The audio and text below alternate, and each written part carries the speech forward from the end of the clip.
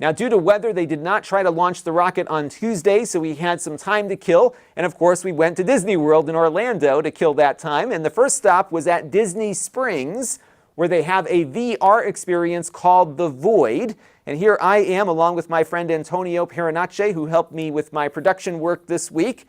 And we opted for the Star Wars experience there, of course. They also now have a Ralph Breaks the Internet experience if you want something a little less intense. And it was a lot of fun. Graphically, it did not impress me. It was about the same level of graphical fidelity I get on my PC-based VR setup upstairs. I've got the HTC Vive, so I was very familiar with room scale. The graphics of the actual VR experience here are about what I get out of my PC with a GTX 1080 GPU inside. The field of view on the headset wasn't much better either. It's a standard Oculus headset inside of that contraption. But on the front of it, you can see that sensor there in the front on the headset. They have one of those Leap Motion sensors that detects your hands in space. And it was kind of cool because you could put your hands up and do this with your fingers and see your virtual character's hands doing the same thing, tracked very accurately. That was really pretty cool about how well that worked there.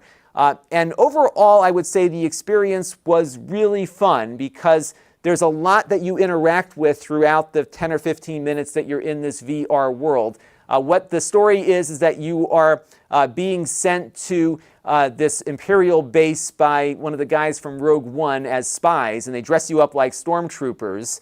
And there's 4 of you on your team. Everyone is sized based on their physical size. You can kind of get a feel as to who you're walking around with. And the very first thing you do is kind of break open the door of this Imperial base. And it's this big handle that a couple people have to grab onto and pull down. And it's got a real nice feel to it. The door opens and all hell breaks loose when you walk in.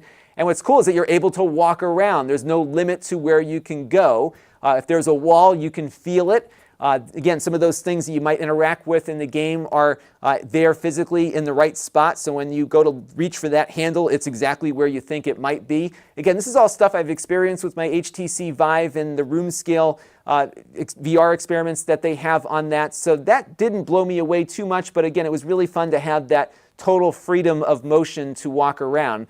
The tracking was pretty good overall. I did find occasionally that if you were pushing a button, the button would be over maybe a little bit to the left more than it looked like on screen.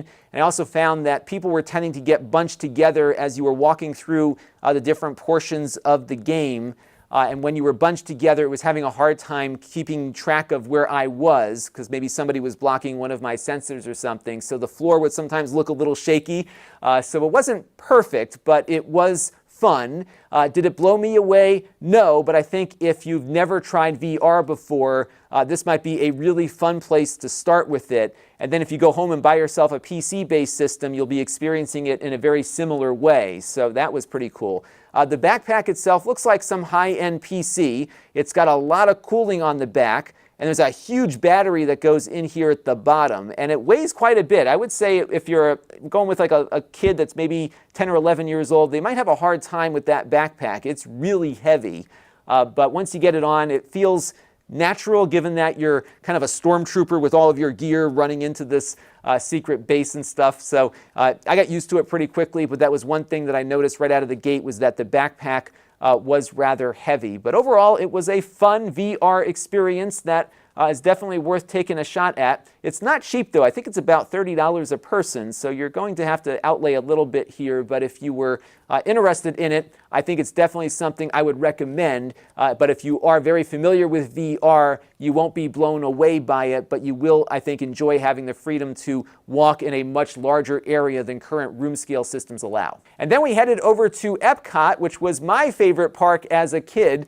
One of the things that I loved about Epcot when it was at its prime in the 80s was the fact that they tried to predict the future, and all the rides were kind of focused on some prediction of what things might be like when we get to the future. Now that we're in the future, a lot of it is more educational. It's not really trying to predict all that much, and that was kind of the disappointment I had with Epcot. It lacked the wonder that it had for me as a kid. Maybe I'm just old and jaded now. That could be what part of the problem is, but it wasn't feeling the same to me as it did way back then. But the International Pavilion has come a long way, actually, and we spent a little bit more time out there and had a very good meal there as well. This channel is brought to you by the Lon.TV supporters, including gold level supporters, the Four Guys with Quarters podcast, Tom Albrecht,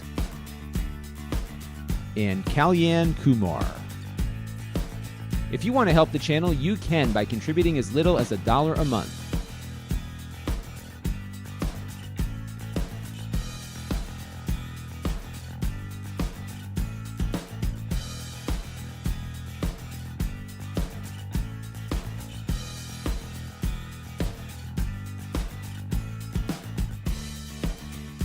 Head over to Lon.TV/support to learn more.